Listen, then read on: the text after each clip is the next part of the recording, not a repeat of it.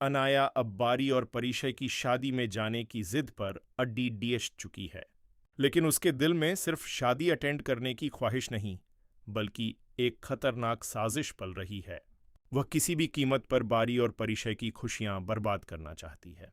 दूसरी तरफ अलीजे और जुहेब बद्धी चालाकी से परिशय को सी व्यू की तरफ लेकर जाते हैं, जहां पहले से ही बारी उनका इंतजार कर रहा होता है। बारी को वहां देखकर परिशय हैरान रह जाती है और मुस्कुराते हुए पूछती है कि आप यहां क्या कर रहे हैं।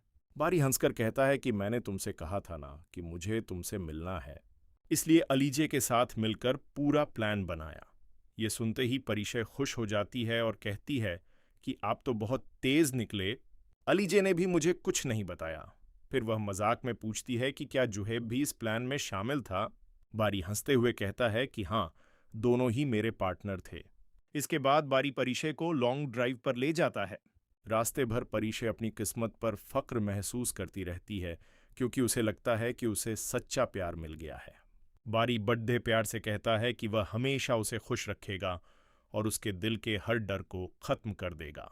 वह कहता है कि मैं तुम्हें यह साबित करके दिखाऊंगा कि मैं तुमसे कितनी मोहब्बत करता हूं। परिशय मुस्कुराकर जवाब देती है कि यह सब शादी के बाद ही पता चलेगा। ये सुनकर बारी कहता है कि उसे उस दिन का बेसब्री से इंतजार है जब परिशय उसकी दुल्हन बनकर उसके घर आएगी।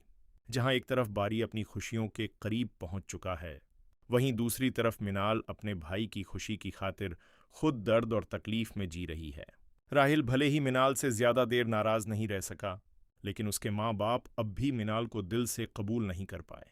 हालात तब और ज्यादा अजीब हो जाते हैं जब राहिल और मिनाल नाश्ते की टेबल पर आते हैं और राहिल के पिता उन्हें देखकर तुरंत वहां से उठ जाते हैं। वह गुस्से में कहते हैं कि उनका नाश्ता कमरे में भेज दिया जाए। राहिल फौरन उन्हें रोकने की कोशिश करता है, लेकिन माहौल पहले ही खराब हो चुका होता है। मिनाल उदास हो जाती है तो राहिल उसे समझाता है कि उसके पिता का गुस्सा जायज है, क्योंकि उनकी बेटी के साथ बहुत गलत हुआ। लेकिन मिनाल बड्ढे सब्र से कहती है कि वह एक बाप का दर्द समझ सकती है। फिर वह राहिल को समझाती है कि अगर अनाया की शादी बारी से हो भी जाती तो बारी कभी उसे खुश नहीं रख पाता, क्योंकि उसके दिल में हमेशा परिशय ही रहती। इसलिए जो हुआ शायद बेहतर हुआ। साथ ही मिनाल यह भी कहती है कि उसे यकीन है कि अनाया के लिए भी कोई अच्छा इंसान जरूर आएगा जो उसे सच्ची खुशियां देगा।